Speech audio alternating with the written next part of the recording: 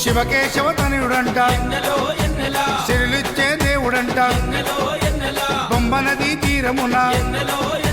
జన్మించిన దేవుడంట మెడలో మణిహారముతో పందల రాజుకు దొరికి మణికంఠుడాయనమ్మ మహిమగల్ల దేవుడమ్మ పందల యువరాజమ్మ ఎన్నెల తను పావన రూపుడమ్మ ఎన్నెల ఎన్నెల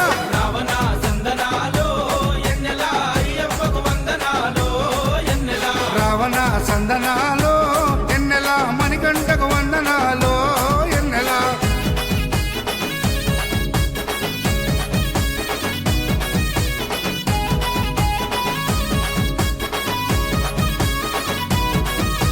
శివుని వంటి మేధస్సు